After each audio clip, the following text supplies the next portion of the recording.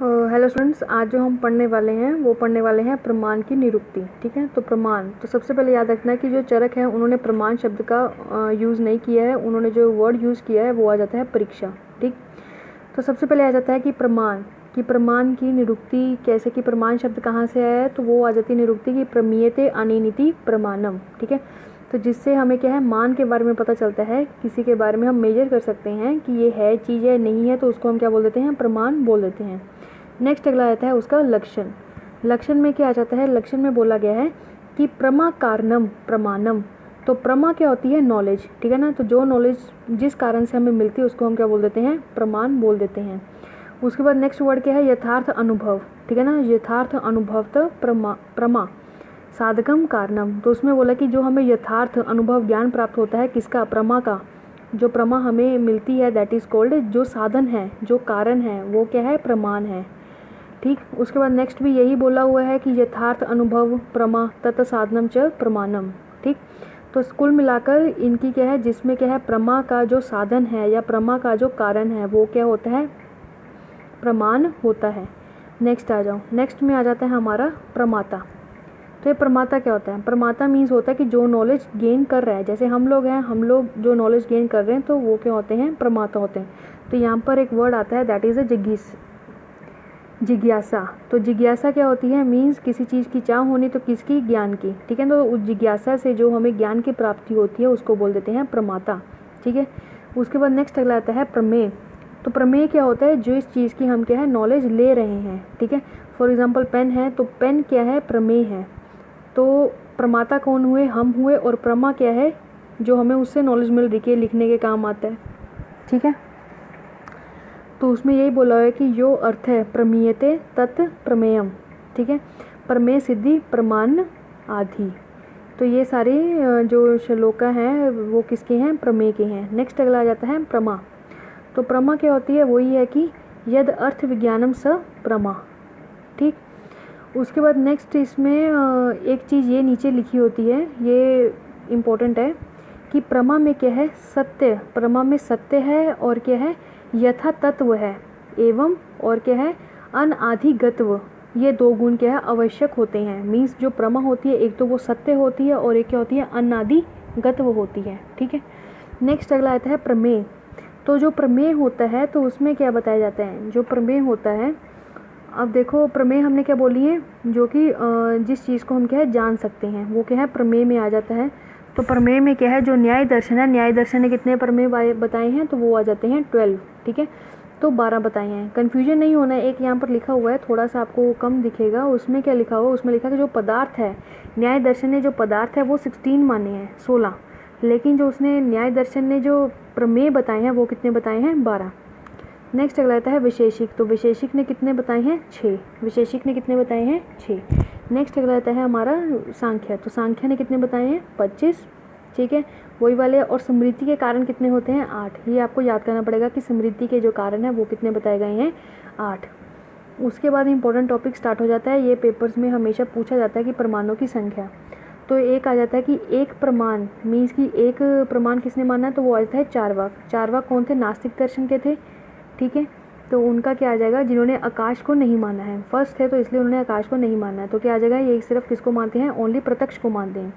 Next अगला आता है द्विविध। तो द्विविध जो होते हैं वो क्या आ जाते हैं, अब देखो प्रत्यक्ष जो पहला था वो चारवाक, नास्तिक में चारवाक चला गया। जो द्विविध है उसमें क्या है, जो लास्ट के 2 बचते हैं, बौद्ध और जैन। ठीक है, वो दोनों, और एक क्या आ गया, विशेषिक जो आस्तिक है। ये तीनों किसको मानते हैं, प्रत्यक्ष और अनुमान को। द्विविध है मीन्स 2। उसके बाद आता है त्रिविध। तो त्रिविध में सांख्य, योग और रामानुज आ जाते हैं। ठीक है, तो रामानुज हम पीछे पढ़ चुके हैं कि जो मीमांसा ने 3 पार्ट्स किए हैं, एक तो प्रभाकर, एक रामानुज। ठीक है, और तीसरा कौन सा आता है, भट्ट मीमांसक। ठीक है, तो उसने कौन से 3 माने, तो 3 कौन कौन से माने हैं, तो उन्होंने बोला है प्रत्यक्ष, अनुमान और शब्द। नेक्स्ट अगला आता है चतुर्विद। तो चतुर्विद में क्या है, इसमें 2 पार्ट्स में डिवाइड हो जाता है। ठीक है, जो चतुर्विद आ जाए उसमें 2 पार्ट्स में चला जाता है। तो 2 पार्ट्स कौन कौन से हो जाते हैं, एक तो चरक आ जाता है, एक सुश्रुत आ जाता है। सुश्रुत और न्याय इकट्ठा है। तो चरक ने जो 4 माने वो कौन कौन से आ जाते हैं, वो आ जाते हैं आप्तोपदेश, प्रत्यक्ष, अनुमान और युक्ति। ठीक, और सुश्रुत और न्याय ने कौन कौन से माने हैं, प्रत्यक्ष, अनुमान, उपमान और शब्द। तो याद रखना कि उसने युक्ति नहीं बोला है, उसने उसकी जगह पर उपमान बोला है, और आप्तोपदेश को शब्द बोला है। ठीक है, नेक्स्ट अगला आता है पंचविद। जो पंचविद आ जाते हैं तो उसमें क्या होता है कि ये किसने दिया है, प्रभाकर ने दिया है। इसमें प्लस कर देते हैं अर्थापति को, ठीक है, किसको प्लस करते हैं, अर्थापति को ऐड करते हैं। लेकिन याद रखना कि इसमें कौन से 4 लिए गए हैं, तो इसमें सुश्रुत और न्याय के जो हैं दैट इज़ प्रत्यक्ष, अनुमान, उपमान और शब्द मीन्स युक्ति नहीं ली गई है। नेक्स्ट अगला आता है षड्विद। तो षड्विद में कौन से आ जाते हैं, भट्ट मीमांसक। तो भट्ट मीमांसक और कौन है, वेदांत, ठीक है ना। तो याद रखना कि जो वेदांत है वो क्या है, आस्तिक दर्शन में भी 6 नंबर पे है और षड्विद में भी क्या है, 6 नंबर पे है।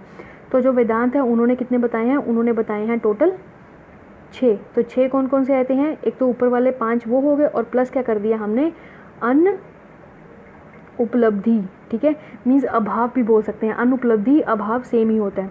नेक्स्ट अगला आता है अष्टविद। सप्तविद नहीं आता, उसके बाद आ जाता है अष्टविद। तो अष्टविद किसने दिए हैं, दैट इज़ पौराणिक, ठीक है ना। तो अष्टविद किसने दिए हैं, पौराणिक ने। तो पौराणिक को याद करने के लिए कि ये पुराण में जो होती हैं उसमें 8 जो अंक है उसको अच्छा माना जाता है, तो अष्टविद, ठीक है ना। तो जैसे अष्टमी नवमी मनाते तो अष्टमी से याद रख लेना। नेक्स्ट अगला आता है कि प्रत्यक्ष, अनुमान, उपमान, शब्द, अर्थापति। अब इन्होंने क्या किया, अनुपलब्धि को अभाव बोल दिया, ठीक है ना। अनुपलब्धि मतलब किसी चीज़ की उपलब्ध ना होना। तो अभाव क्या होता है कि किसी चीज़ का अभाव होना, वो चीज़ हमारे पास नहीं है, ठीक। तो वही है सेम बात। तो अभाव आ गया और क्या आ गया, संभव आ गया और क्या आ गया, एतीय, ठीक है, एतीय। उसके बाद नेक्स्ट अगला आता है नवविद, ठीक है। तो नवविद कौन से आ जाते हैं, तो नवविद में आ जाते हैं कि तांत्रिक ने दिया है। और कौन कौन से हैं, एक तो देखो 8 ऊपर वाले हैं, प्लस क्या कर देना है, चेष्टा, प्लस क्या कर देना हमने, चेष्टा। तो इस तरह ये क्या है, ये हमारे जो प्रमाणों की संख्या है उसके बारे में एक्सप्लेनेशन मिलती है।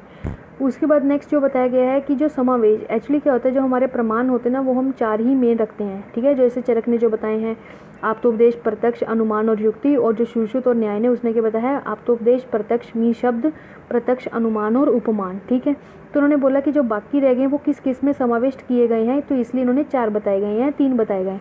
तो उन्होंने ये बोला है कि उपमान, अर्थापति, संभव और परिशेष, तो वो किस में आते हैं, वो अनुमान में आते हैं।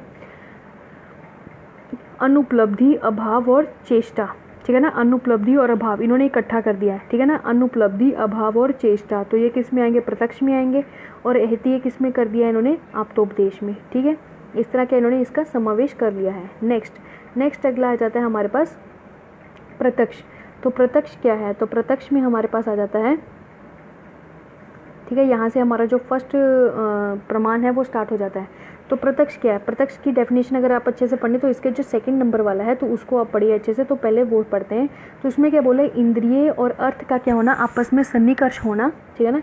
इंद्रिय अर्थ का सन्निकर्ष जन्य ज्ञानम क्या होता है, प्रत्यक्ष होता है। मतलब इंद्रिय और अर्थ का आपस में सन्निकर्ष होना मीन्स मिलना, उससे जो ज्ञान की प्राप्ति होती है उसको क्या बोल देते हैं, प्रमाण बोल देते हैं। नेक्स्ट में बोला कि इंद्रिय अर्थ है सन्निकर्ष उत्पन्न, ठीक है ना, जो उससे जो उत्पन्न ज्ञान होता है, ठीक है ना, ज्ञान जो क्या करता है, व्यपदेश, ठीक है ना, व्यभिचारी, ठीक है। तो इन्होंने ये चीज़ें बोली हैं। तो वो क्या करता है, जो इंद्रिय और उनके अर्थ आपस में मिलकर जो ज्ञान की उत्पत्ति करते हैं तो उसको हम क्या बोल देते हैं, प्रत्यक्ष बोलते हैं। लेकिन जो चरक है, चरक ने और भी सारी चीज़ें ली हैं। ये 2 श्लोका जो है वो बहुत इंपॉर्टेंट है, इसको देख लेना। तो उन्होंने क्या बोला कि आत्मा, इंद्रिय, मन, ठीक है ना, आत्मा, इंद्रिय, मन, अर्थानाम, कि आत्मा का, इंद्रिय का, मन और अर्थ, इन जब ये 4 चीज़ें मिलती हैं आपस में तो उसके जो सन्निकर्ष होता है तो उसको हम क्या बोल देते हैं, उसको हम बोल देते हैं प्रत्यक्ष, ठीक है। वही बोल रहा है व्यक्ता तदावेव, ठीक है ना, यह बुद्धि प्रत्यक्षम स निरुचिते। तो ये बातें बोली गई हैं। नेक्स्ट अगला आता है हमारे पास कि जो न्याय, वैशेषिक और वेदांत एवं आयुर्वेद जो है इन्होंने इंद्रियों को क्या माना है, भौतिक माना है। पूछ लेते कि इंद्रियों को भौतिक किसने माना है और अहंकारी किसने माना है, ठीक है। अहंकारी पूछ लिया जाता है कि इंद्रियों को भौतिक किसने माना है और अहंकारी किसने माना है, ठीक है। तो भौतिक किसने माना है, भौतिक माना है न्याय, वैशेषिक और वेदांत, आयुर्वेद नहीं, ठीक है। और अहंकारी किसने माना है, सिर्फ सांख्य दर्शन ने, ठीक है। तो सांख्य को छोड़कर बाकी जितने भी सब है उन्होंने क्या माना है, भौतिक माना है। नेक्स्ट अगला आता है हमारे पास अंतःकरण। अंतःकरण को जानने से पहले कि अंतःकरण वर्ड कहाँ से आया तो वो सबसे बड़ी बात है। तो सबसे पहले याद रखना कि त्रयोदशकरण होते हैं। त्रयोदशकरण जो होता है वो डिवीजन हो जाती है, एक बाहरी करण हो जाता है, एक अंतःकरण में चला जाता है। जो बाहरी करण होते हैं वो कितने चले जाते हैं, वो आ जाते हैं हमारे पास 10, और अंतः जो करण होता है वो उसमें कितने चले जाते हैं 3। तो टोटल कुल मिला के हो जाते हैं 13, ठीक है। तो टोटल करण पूछे जाए तो 13 होते हैं, लेकिन अंतःकरण कितने होते हैं, 3 होते हैं। तो किसी ने 4 भी बताए हैं, ठीक है, लेकिन हम यहाँ पर सिर्फ 3 की बात करेंगे। तो मन, बुद्धि, अहंकार। तो मन को किसके साथ, संकल्प के साथ। बुद्धि को किसके साथ लिया जाता है, अध्यवसाय के साथ। और अहंकार को किसके साथ लिया जाता है, वृत्ति, ठीक है ना, या व्यवसाय, इसके साथ लिया जाता है। नेक्स्ट आ जाता है प्रत्यक्ष के भेद। प्रत्यक्ष के भेद बहुत इंपॉर्टेंट है। तो प्रत्यक्ष के भेद पहले पूछे जाते हैं, तो उसमें आ जाता है निर्विकल्प। प्रत्यक्ष होता क्या है, क्या होता है कि जब हम क्या है अपनी आँखों से जो भी चीज़ देखते हैं, या अपने जो अर्थों के यूज़ करके जो हम चीज़ें क्या हैं देखते हैं, जो हमें क्या है उसका प्रति प्लस अक्ष होता है, इसका मतलब कि जो हमें पूरा प्रमाण मिलता है, तो उसको हम क्या बोल देते हैं, प्रत्यक्ष बोल देते हैं। तो प्रत्यक्ष में जो आ जाता है वो सबसे पहले आता है सविकल्प और निर्विकल्प। तो सविकल्प कौन सा होता है, सप्रकारम ज्ञानम, जिससे हमें क्या है कोई ज्ञान प्राप्त होता है, तो उसको बोल देंगे सविकल्प। निर्विकल्प मतलब निष्प्रकारम ज्ञानम, जिससे हमें कोई ज्ञान नहीं मिल रहा, तो वो क्या आ जाएगा, निर्विकल्प। तो निर्विकल्प में बस इतना ही है, उसका ज़्यादा नहीं है। सविकल्प आगे इंपॉर्टेंट चला जाता है। एक आ जाता है लौकिक और दूसरा आ जाता है हमारा अलौकिक, ठीक है। तो लौकिक जो होता है वो चला जाता है बाहरी और अभ्यंतर, ठीक है। हमने जब लास्ट टाइम पढ़ा था जो लौकिक होता है उसके लौकिक कर्म अगर आ जाए तो वो आएंगे 5 प्रकार के, उत्क्षेपण, अवक्षेपण, आकुंचन, प्रसारण, गमन। लेकिन ये जो लौकिक है वो कौन सा आ जाता है, वो प्रत्यक्ष का आ जाता है। तो प्रत्यक्ष में आता है बाहरी और अभ्यंतर। तो बाहरी में क्या चला जाता है, पंच ज्ञान इंद्रियां, और अभ्यंतर में चला जाता है मन, ठीक है। तो पंच ज्ञान जो इंद्रियां हैं वो आगे जाके जो हमारी 5 ज्ञान होते हैं उसके साथ बोलते हैं, जैसे कि है शब्द, स्पर्श, रूप, रस, गंध। तो ये जो सारी हैं पंच ज्ञान इंद्रियों के अंडर ये वाली सारी चीज़ें आती हैं, ठीक है। इसके बारे में नीचे बाद में एक्सप्लेन करते हैं। अब आ जाओ अलौकिक पे। तो अलौकिक जो होता है ना उसको फर्दर 3 में डिवाइड कर देते हैं। जो 3 में डिवाइड किया जाता है तो सबसे पहले आ जाता है हमारे पास सामान्य, उसके बाद ज्ञान लक्षण, उसके बाद योग। तो सामान्य क्या होता है, तो सामान्य में एग्जाम्पल पहले देखो क्या लिखा कि एक गौ को देखकर संपूर्ण गौ जाति का ज्ञान हो जाना, ठीक है। मतलब हमने एक रास्ते में पहले देखा, हमें पहले पता नहीं था कि ये गौ है, लेकिन जब हमने उसके सब फीचर्स देखे तो उससे जब हम नेक्स्ट टाइम कहीं जाएंगे तो उससे हमें पता लगा कि इस तरह की क्या होती है, गौ जाति के लोग होते हैं, जानवर या फिर पशु होते हैं। उसके बाद नेक्स्ट अगला आ जाता है लक्षण। तो लक्षण में ये बोला जाता है ज्ञान। तो ज्ञान में क्या है कि फॉर एग्जांपल हम बर्फ़ को देखते हैं तो हमें खुद ही क्या है स्पर्श, ठंडे शीतलता का क्या है ज्ञान हो जाता है। हम अगर बिना छुए उसको मतलब एक ठंडा शीतलता का ज्ञान हो जाता है, उसको हम बोल देते हैं ज्ञान लक्षण। नेक्स्ट अगला आता है योगज। तो योगज जो होते हैं उसमें आ जाते हैं 2, दैट इज़ अ युक्त और युंजान। तो युक्त क्या होता है, युक्त जो होता है वो योगियों के द्वारा सदैव ज्ञान होता है, ठीक। जो और युंजान होता है समाधि से होता है। अब देखो जो योगी होते हैं उनमें जो ज्ञान होता है कि जो पहचान लेते हैं कि हाँ भी क्या आना है, क्या नहीं आना, क्या होने वाला है, तो वो आ जाएगा युक्त में। और युंजान जो समाधि हम लगाते हैं, ठीक है ना, जिनको अब किसी चीज़ की कोई इच्छा नहीं होती तो वो आ जाता है समाधि ज्ञान, युक्त और युंजान। अब जो नेक्स्ट ये बताए गए हैं ये जो 6 प्रकार है तो वो क्या है, वो सन्निकर्ष है। जैसे हमने पढ़ा ना कि आत्मा, इंद्रिय, मन, अर्थानाम, सन्निकर्ष। तो जो सन्निकर्ष है तो वो भी क्या है, आगे उसके 6 टाइप्स हैं। पूछ लेते हैं कि सन्निकर्ष के कितने प्रकार होते हैं। तो सन्निकर्ष के कितने टाइप्स होते हैं, तो सन्निकर्ष के 6 टाइप्स होते हैं। तो 6 टाइप्स कौन कौन से होते हैं, एक होता है संयोग, ठीक है, एक होता है संयुक्त समवाय, संयुक्त संवेद समवाय, ठीक है, ये 3 हो गए। अब इन तीनों को थोड़ा सा अलग से देखना, समवाय, संवेद समवाय और विशेषण विशेष भाव, ठीक है।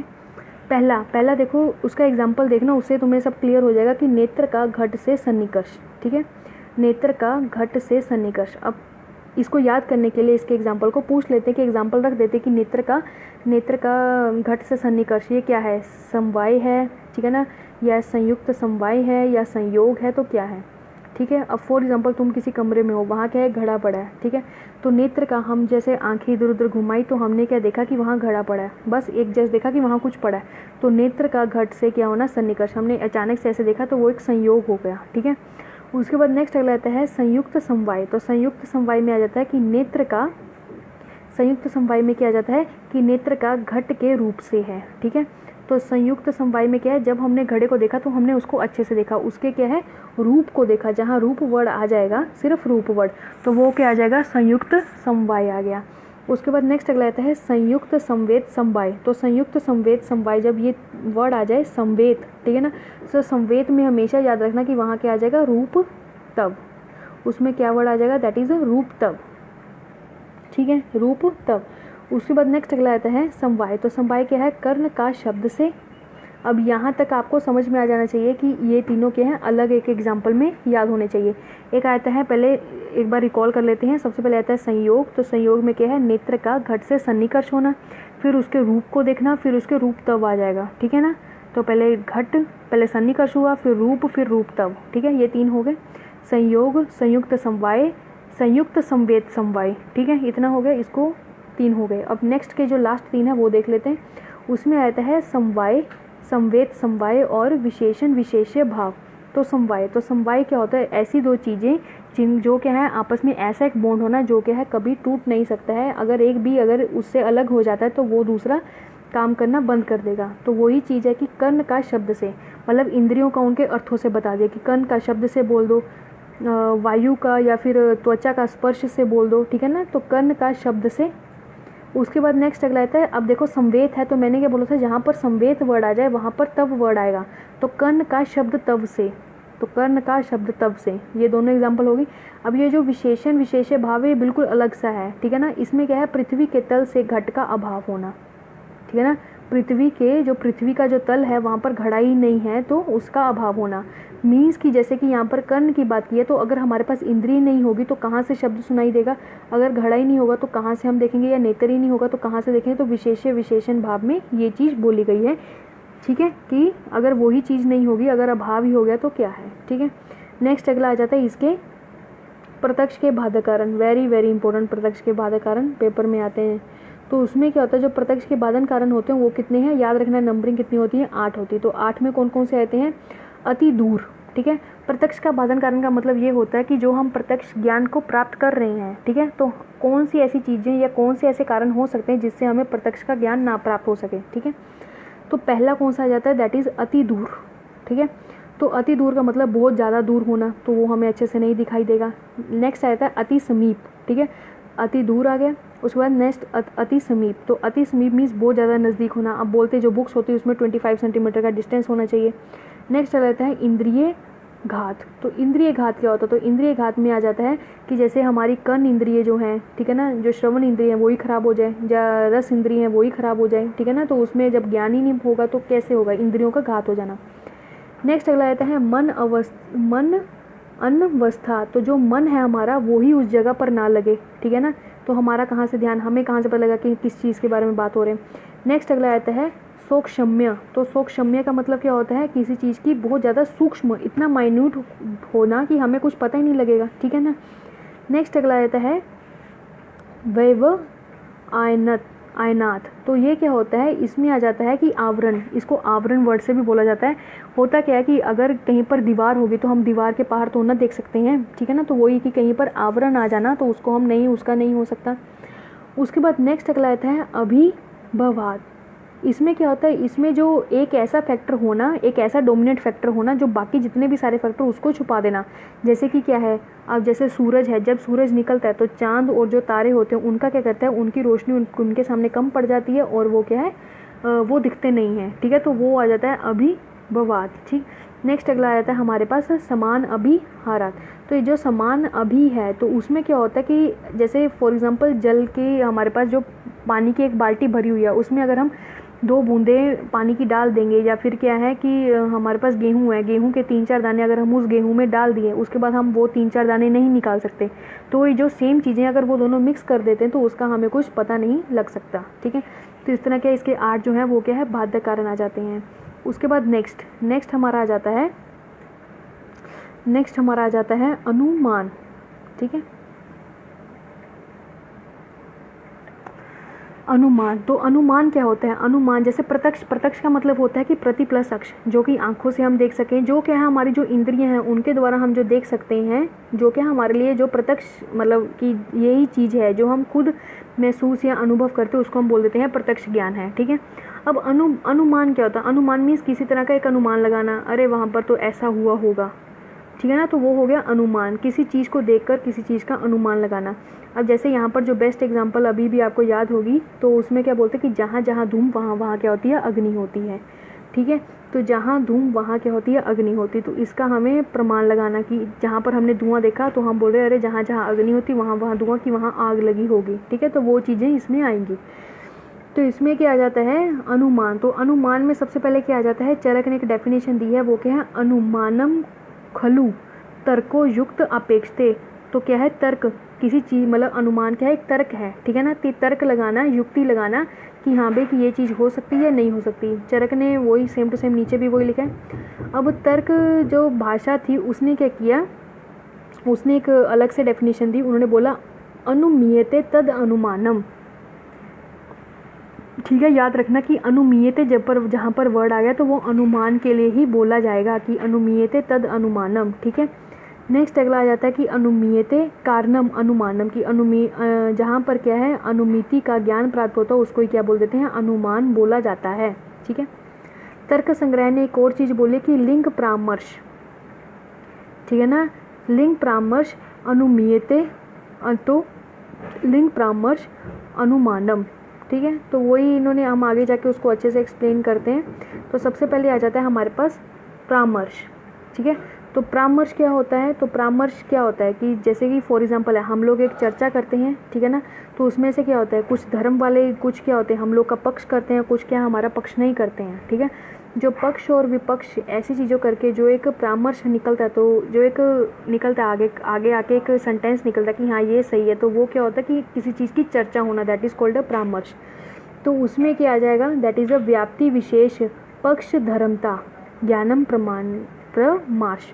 तो उन्होंने ये बोला कि प्रमाश क्या होता है कि पक्ष धर्मता, ये देखो रुको, इसमें आता है कि विशिष्ट पक्ष धर्मता, ठीक है ना। एक विशिष्ट प्रकार का क्या है, विशिष्ट प्रकार की एक पक्ष मीन्स होता है कि आप जो भी बात बोल रहे हैं वो सही ढंग से, सही तरीके से और सही चीज़ का पक्ष लेना, तो वो इसमें आ जाता है, ठीक है। नेक्स्ट अगला आता है व्याप्ति। तो व्याप्ति क्या होती है, एक्चुअली जो व्याप्ति होती है वो दो शब्दों से मिलकर बनती है, वी प्लस आपति। वी का मतलब होता है विशेष और आपति का मतलब होता है ज्ञान। तो एक विशेष ज्ञान जो क्या है लाभदायक होता है उसको हम क्या बोल देते हैं, व्याप्ति बोल देते हैं, ठीक है। तो उन्हें वही बोला है कि साहचर्य नियमो व्याप्ति, ठीक है। नेक्स्ट अगला आता है कि इसके भेद क्या हैं। तो भेद इन्होंने व्याप्ति के दो बताए हैं, एक अन्वय, एक व्यतिरेक आ जाता है। अन्वय में क्या आ जाता है, अन्वय जो होता है वो दो प्रकार का होता है, एक होता है भाव रूप, एक होता है जो व्यतिरेक होता है वो होता है अभाव रूप, ठीक है। भाव रूप का मतलब क्या होता है, किसी चीज़ का कारण करके बताना। अब अन्वय में क्या आएगा कि यत्र यत्र वहीन तत्र तत्र धूम, ठीक है। तो यत्र यत्र वहीन, वहीन मतलब होता है आग, तो जहाँ जहाँ अग्नि होगी वहाँ वहाँ धूम होगा। और व्यतिरेक का मतलब क्या होता है, अभाव। तो अभाव का मतलब कि वो चीज़ का अभाव बताएंगे एग्जाम्पल में। तो क्या बोलेंगे कि यत्र अग्नि यत्र वहीन न अस्ति तत्र धूम अपि न अस्ति। तो उन्होंने बोला कि जहाँ आग नहीं होगी तो वहाँ जलाशय भी नहीं होगा, ठीक है ना। यथा जलाशय बोला ना कि जहाँ आग भी नहीं होगी वहाँ धूम भी नहीं होगा, और वहाँ क्या होगा, वहाँ जलाशय होगा, ठीक है ना। देखो अन्वय में क्या बोला है, अन्वय में ये बोला है कि जहाँ जहाँ अग्नि होगी वहाँ वहाँ धूम होगा। और व्यतिरेक में क्या बोला है कि जहाँ अग्नि नहीं होगी वहाँ धूम भी नहीं होगा, वहाँ क्या होगा, यथा जलाशय, कि वहाँ जलाशय होगा, ठीक है ना। उसके बाद नेक्स्ट अगला आता है, नेक्स्ट हमारा आ जाता है व्याप्य, ठीक है। तो व्याप्य क्या होता है, तो उन्होंने बोला कि व्याप्य होता है कि जैसे हम किसी चीज़ को अपना रखते हैं, ठीक है ना, कि हमने बोला वहाँ आग लगी है बिकॉज वहाँ क्या है, धुआं है। तो जो हमने बिकॉज करके बोला ना कि कारण बताया कि हाँ कि क्यों, क्योंकि वहाँ धुआं है, तो धुआं जो धूम होता है वो उसको क्या बोलते हैं, व्याप्य बोल देते हैं। अब व्यापक क्या होता है, अग्नि। तो हमने जिस चीज़ को सिद्ध करना कि वहाँ अग्नि लगी तो वो क्या आ जाता है, हमारा व्यापक, ठीक है। नेक्स्ट अगला आता है धर्म पक्ष धर्मता। तो पक्ष धर्मता में क्या आ जाता है कि फॉर एग्जाम्पल अब क्या है, अब दो लोग जो हैं वो लोग आपस में कर रहे हैं कि यहाँ पर धूम होना चाहिए या नहीं होना चाहिए, ठीक है। तो उस चीज़ को लेके जो बात रखी जाती है कि क्या पर्वत, जो यहाँ पर जो एग्जांपल दी हुई है कि पक्ष धर्मता यथा धूम का पर्वत में रहना, मतलब पक्ष धर्मता वो आ जाती है कि जिस कंक्लूजन को हमने निकालना है। किसी ने बोला अरे पहाड़ों पर क्या है, आग निकल रही है। तो जैसे कि ये चीज़ है कि पर्वतों, जैसे स्टेटमेंट होती है ना, तो जो स्टेटमेंट होती है उसको बोल देते हैं पक्ष धर्मता, ठीक है। अब पक्ष क्या होता है, तो पक्ष में आ जाता है कि, एक मिनट थोड़ा कर लेते हैं, पक्ष का मतलब होता है संदिग्ध, ठीक है ना, संदिग्ध साध्यवान पक्ष है। संदिग्ध का मतलब क्यों बोला, क्योंकि जो पक्ष वाले होते हैं, एक बोलता है कि हाँ, एक बोलता है ना, तो जो दोनों होते हैं वो क्या होते हैं, संदिग्ध होते हैं। ना तो हम उसको करेक्ट बोल सकते हैं टोटली, ना तो हम उसको करेक्ट बोल सकते हैं जो इन दूसरे दो लोगों के बीच की बात सुन रहा होता है। तो इसलिए इन्होंने क्या बोल दिया, संदिग्ध। तो संदिग्ध साध्य, तो याद रखना पक्ष में क्या आ जाएगा, संदिग्ध साध्यवान जो होता है उसको पक्ष बोलते हैं। धूमवता के संदर्भ में पक्ष जो पर्वत है वो क्या है, पक्ष है। अब पर्वत जो है उनको पक्ष क्यों बोला गया है, क्योंकि वहाँ पर क्या है, धूम भी है और ये भी कि अग्नि भी है। तो क्या वहाँ पर है या नहीं है, तो वो उन्होंने इस हिसाब से क्या है पर्वत, क्योंकि देखो सबसे पहले हम बोल दें कि पर्वतों में क्या है, लगी है, आग लगी है, ठीक है, बिकॉज वहाँ पर धुआं निकल रहा है। तो जो धुआं निकला उसको बोल दिया व्याप, ठीक है ना, व्याप्य। जो अग्नि है उसको बोल दिया व्यापक, ठीक है। और जो इतनी बड़ी स्टेटमेंट बोली उसको बोल दिया धर्म, पक्ष धर्मता। और जो पक्ष, अब पक्ष कौन लेगा, वो तो पर्वत ही लेगा कि हाँ बे कि वहाँ धूल मतलब निकल रही है या नहीं निकल रही है, ठीक है। तो वो ये आ गया। सपक्ष कौन सा आ गया, निश्चित। एक आते हैं सपक्ष, एक आते हैं विपक्ष। अगर फॉर एग्जांपल दो लोगों की लड़ाई होती है तो एक ऐसे होते हैं जो बोलते हैं कि नहीं ये बात सही है, ये बात गलत है, ठीक है। तो सपक्ष में क्या बोला हुआ है, तो सपक्ष में बोला निश्चित साध्यवान सपक्ष है, ठीक है, जो कि एकदम निश्चित होता है कि हाँ ये बात सही है। तो जैसे जहाँ पर धूम है तो उसके संदर्भ में उन्होंने बोलना कि हाँ सही है कि वहाँ अग्नि लगी होगी। और जो विपक्ष होते हैं तो वो क्या आ जाते हैं, विपक्ष में आ जाता है कि निश्चित साध्य लेकिन अभाववान, ठीक है। याद रखना कि इसमें कौन कौन से वर्ड आ जाते हैं, निश्चित साध्य तो है लेकिन ये क्या है, भाव, ये भाववान है, और ये क्या आ जाता है, अभाववान, ठीक है ना। मतलब यहाँ पर जो इन्होंने साध्य बताया वो क्या बताया, अभाव बताया। तो उन्होंने कैसे बताना, उन्होंने ये बताना कि वहाँ पर धुआं है लेकिन क्यों है, क्योंकि जलाशय है, ठीक है। एक ने बोला धुआं है लेकिन क्या है, वहाँ पर आग लगी है, ठीक है। तो वो चीज़ें उन्होंने एक बताया कि सपक्ष और विपक्ष वाले कैसे अपनी बात रखते हैं, ठीक। नेक्स्ट अगला आता है आपके पास अनुमान, ठीक है। तो अनुमान के भेद इंपॉर्टेंट है। अनुमान के भेद किस किस के अकॉर्डिंग क्या बताए गए हैं, तो अनुमान के भेद पहले तो याद रखना कि तर्क संग्रह के अकॉर्डिंग दो बताए गए हैं। तो दो कौन कौन से बताए गए हैं, तो वो आते हैं स्व अर्थ और प्र अर्थ। तो स्व अर्थ क्या होता है कि खुद को जो समझाने के लिए या ज्ञान देने के लिए जो हम यूज़ करते हैं वो आ जाता है अनुमान। और प्रार्थ क्या होता है, किसी अन्य को समझाने के हेतु होता है, उसको बोल देते हैं हम अनुमान, मतलब प्रार्थ अनुमान। अब जो प्रार्थ अनुमान होता है, अब दूसरों को समझाना है तो दूसरों को समझाने के लिए हमें किस चीज़ की ज़रूरत पड़ती है, तो वो पड़ती है हमें इसकी, थोड़ा और करके इसकी, ठीक है। तो वही है कि प्रार्था के लिए क्या है, पंच अवयव अनुमान, क्या आ जाता है हमारा, पंच अवयव अनुमान। अब पंच अवयव क्या होते हैं, तो पंच अवयव क्या है, एक वाक्य है तो जिसमें पंच लिखा तो पंच मीन्स पांच आ जाएगा। तो पांच कौन कौन सी चीज़ें आए, तो उसमें आया था प्रतिज्ञा, हेतु, उदाहरण जिसको दृष्टांत बोल देते हैं, उपनय, निगम, ठीक है ना। तो ये आ जाता है। सबसे पहले आता है प्रतिज्ञा। अब प्रतिज्ञा क्या होती है, तो प्रतिज्ञा फॉर एग्जांपल हम लोग बोलते ना, हम इस चीज़ की प्रतिज्ञा लेते कि हम ये करके दिखाएंगे, मीन्स किसी चीज़ को ठान लेना। तो पहले हमें किसी वाक्य की प्रतिज्ञा लेनी पड़ेगी। तो प्रतिज्ञा हमने ये ली कि वहाँ पर क्या है, पर्वतों में अग्नि है, ठीक है ना, पर्वतों में मतलब पर्वतों के पास अग्नि या जंगल में आग लगी है, ठीक है। तो हेतु क्या आएगा, मीन्स इसका हेतु मीन्स क्या होता है, कारण, कि कारण क्यों है, हमने किस चीज़ को देखकर बोला कि हाँ भाई कि वहाँ पर अग्नि है, तो हमने देखा वहाँ पर धुएँ को। तो चाहे आप साथ साथ लिख लीजिए, आपको थोड़ा सा इजी रहेगा। हेतु में इक्वल टू करके लिख लो धुआं, ठीक है ना। तो साध्य साधनम धुआं, ठीक है, और हेतु मीन्स धुआं, एग्जाम्पल है इसका। उसको कहता है उदाहरण। उदाहरण को क्या बोल देते हैं, दृष्टांत। तो उदाहरण हमें इन्होंने एक दृष्टांत का एक वो बताया है, डेफिनेशन बताई, तो उन्होंने बोला है दृष्टांतो नाम यत्र, क्या बोला गया है, यत्र मूरख, जिसको क्या है, मूरख को, ठीक है ना, मूरख विदूषणाम बुद्धि साम्य, जिस बुद्धि को और मूरख को दोनों क्या है वो अच्छे से समझ पाए, उसको क्या बोल देते हैं, उदाहरण बोल देते हैं। उसमें क्या आ जाता है, उपनय। तो उपनय में क्या है, उदाहरण के अनुसार जो साध्य का समर्थन करने देने वाला होता है उसको क्या बोल देते हैं, उपनय। फॉर एग्जाम्पल के लिए अब हमने क्या बोला कि प्रतिज्ञा क्या है कि पर्वतों में आग लगी है, इसका हेतु क्या आ गया कि वहाँ पर धूम है।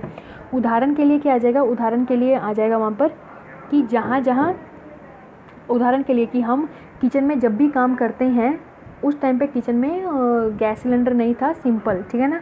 तो उस चीज़ को देखे कि जहाँ जब भी हम लकड़ियों पे ऐसे जला के या फिर उपले जो भी है वो जला के जब भी काम करते थे तो उस टाइम पे क्या था, जब भी अग्नि जलती थी तो वहाँ पर क्या है, धुआं निकलता था, ठीक है। तो वो उसका एग्जाम्पल ये आएगा। उपनय में आ जाएगा कि उदाहरण के अनुसार साध्य का समर्थन करना, कि देखो कि वहाँ भी अगर क्या है, मतलब अगर हम किचन में काम कर रहे हैं तो उसमें भी अगर धुआं निकल रहा है तो अगर किचन में भी अगर हम काम कर रहे हैं तो उससे भी धुआं निकल रहा है, तो देखो वहाँ भी धुआं निकल रहा है, मीन्स वहाँ भी क्या है, अग्नि, मतलब अग्नि वहाँ पर प्रेजेंट है, ठीक है। तो उसके बाद नेक्स्ट अगला आता है निगमन। तो निगमन क्या आ जाता है, निगमन में आ जाता है कि पुनः वचनम, ठीक है ना, प्रतिज्ञा पुनः वचनम हेतवा उपदेशात, ठीक है ना। तो उन्होंने क्या बोला है कि अपने फिर दोबारा क्या है, प्रतिज्ञा को दोबारा बोला जाता है निगम में। तो फिर क्या आ जाएगा वहाँ पर, दोबारा से वही चीज़ आ जाएगी कि मैंने पहले ही बोला था कि पर्वतों में क्या है, अग्नि है, ठीक है, मतलब कि आग वहाँ लगी हुई है। ये हो गया। नेक्स्ट में क्या आ जाता है, नेक्स्ट में आ जाता है हमारे पास कि अनुमान जो भेद होता है, अनुमान के 3 भेद और बताए हैं। कौन कौन से आ जाते हैं, न्याय दर्शन ने 3 भेद कौन कौन से बताए हैं, पूर्ववत, शेषवत और सामान्यतो दृष्टांत, ठीक है। तो पूर्ववत कौन कौन से आ जाते हैं, पूर्ववत में आ जाता है कि कारण से कार्य का ज्ञान होना, शेषवत में कार्य से कारण का ज्ञान होना, ठीक है। तो उन्होंने क्या बोला है, पूर्ववत में पहले, तो पहले क्या आता है, कारण आता है, तभी तो हम कार्य करते हैं, तो याद रखना कारण से कार्य का ज्ञान होना। शेषवत में, शेष मीन्स होता है जो बाकी बच गया होता है, लास्ट में कौन आता है, कारण ही आएगा, तो कारण से कार्य का ज्ञान होना। सामान्यतः दृष्टांत में क्या आ जाता है कि कारण एवं कारण से भिन्न यथा एक अन्य ही, मतलब कि कोई अलग ही उसको क्या है, ज्ञान प्राप्त कर रहा है। पुष्पित कदम को देखकर अनत्र भी कदम के पुष्पित होने के अनुमान होना, मीन्स कि ना तो कारण से ना तो कार्य से, ये अलग ही है, ठीक है, तो वो आ जाता है। उसके बाद नेक्स्ट अगला आता है लिंग के भेद। तो लिंग के इन्होंने जो भेद बताए हैं, बस याद कर लो कि लिंग के कितने भेद बताए हैं। तो लिंग के इन्होंने 3 भेद बताए हैं। कौन से, अन्वय व्यतिरेक, केवल व्यतिरेक और केवल अन्वय, ठीक है ना। तो क्या है, एक तो अन्वय, केवल अन्वय और केवल व्यतिरेक, ठीक है। तो 3 है, याद रखना कि लिंग के 3 भेद हैं, बस नाम याद कर लो। उसके बाद नेक्स्ट अगला आता है सद हेतु। तो सद हेतु जो होता है वो कितने होते हैं, 5 होते हैं। तो कौन कौन से आ जाते हैं, प्रत्यक्ष सत्व, सप्रत्यक्ष सत्व, विपक्ष सत्व, अबाधित, ठीक है, और क्या आ जाते हैं, असत प्रतिपक्ष। तो याद रखना कि सद हेतु के कितने होते हैं, 5 होते हैं। एक होता है सद हेतु, एक होता है हेत्वाभास, ठीक है। तो याद रखना सद हेतु के कितने होते हैं, 5 होते हैं। तो 5 को कैसे याद करना, एक तो पक्ष हो गया, एक सपक्ष आ गया, ठीक है, एक पक्ष एक सपक्ष, 2 हो गए। अब पक्ष है, सपक्ष है, तो विपक्ष भी होगा, ठीक है ना। तो पहले पक्ष आया, तो पक्ष के 2 टाइप्स हैं, एक सपक्ष विपक्ष, तो 3 हो गए प्रकार याद, ठीक है। अब क्या हुआ, अब जब 3 आ गए तो क्या हुआ, बाधित होने लग पड़ा। तो बाधिता जो थी हमारी, जो कन्फ्यूजन था कि पक्ष के कितने भेद होते हैं, तो वो क्या हो गए, अबाधित हो गए, ठीक है। तो क्या आ जाएगा, अबाधित, ठीक है। नेक्स्ट अगला आ जाता है असत प्रतिपक्ष, ठीक है, असत प्रतिपक्ष। नेक्स्ट अगला आता है हेत्वाभास। जो हेत्वाभास होता है उसमें आगे एक्सप्लेनेशन है। तो हेत्वाभास जो होता है, हेत्वाभास क्या होता है, अहेतु, ठीक है, ऑपोजिट ऑफ हेतु, मीनिंग दैट इज कॉल्ड हेत्वाभास, मतलब जो गलत चीज़ को बताए, ठीक है, मतलब जिससे क्या हमारा हेतु गलत हो जाए तो उसको हम क्या बोलेंगे, हेत्वाभास। तो हेत्वाभास के जो भेद है वो कितने प्रकार के होते हैं, 5 प्रकार के होते हैं। कौन कौन से आते हैं, एक तो सभ्य अभिचार होते हैं, विरुद्ध होते हैं, सत्य प्रतिपक्ष होते हैं, साधित होते हैं, बाधित, ये जो है 5 होते हैं। वो आपको नाम याद करने पड़ेंगे, ठीक है। पहला आ जाता है सभ्य अभिचारी। तो सभ्य अभिचारी क्या है, इसके जस्ट एग्जाम्पल पढ़ने हैं कि सभ्य अभिचारी जो होते हैं वो आगे फर्दर 3 टाइप्स में बताए गए हैं। कौन कौन से आ जाते हैं, एक तो आ जाता है साधारण। साधारण में क्या आ जाता है, यथा यह बैल है क्योंकि इसके सींग है, ठीक है ना। तो क्या हम बोल रहे हैं कि जो साधारण है, साधारण का एग्जाम्पल क्या है कि ये बैल है क्योंकि इसके सींग है। और उसके बाद क्या आ जाता है कि असाधारण। असाधारण में हमने क्या बोल दिया, शब्द नित्य है क्योंकि इसमें क्या है, शब्दत्व है, ये तो सबको ही पता है, इसमें कौन सा बड़ी बात बोल दी, ठीक है ना। अनुपसारी। अनुपसारी में क्या आ जाता है कि सब कुछ अनित्य है प्रमेय होने के कारण, ठीक है, ये बिल्कुल ही गलत है। इन्होंने बोल दिया कि सब कुछ अनित्य है, जो प्रमेय होते हैं। प्रमेय क्या होते हैं, यानी जो जिससे हमें नॉलेज प्राप्त होती है, ठीक है। तो उन्होंने क्या बोल दिया, जो प्रमेय है वो क्या है, अनित्य है, ठीक है। तो ये है कि प्रमेय क्या है, कुछ जो है कुछ अनित्य हैं प्रमेय होने के कारण, कि सब कुछ जो है अनित्य है बिकॉज ऑफ प्रमेय, ऐसा कुछ नहीं है, ठीक है। ये भी क्या है, एक गलत एक जाता है। उसके बाद नेक्स्ट अगला है विरुद्ध। तो विरुद्ध में क्या जाता है कि आपको मतलब जैसे कि वहाँ पर अगर हम ये बोल दें कि वहाँ अग्नि है बिकॉज वहाँ क्या है, वहाँ तो वहाँ जलाशय है, या बोल दे कि जो जलाशय है मतलब इसका एग्जाम्पल से आपको सब समझ में आ जाएगा कि विरुद्ध में बोला कि हवा भारी है क्योंकि वह क्या है, रिक्त है। ठीक है, पहले तो बोल दिया कि वो भारी है, बाद में बोल दिया क्योंकि वह रिक्त है। ठीक है, तो ये क्या है, जब रिक्ति चीज़ थी तो विरुद्ध ही हो गया एक तरह से।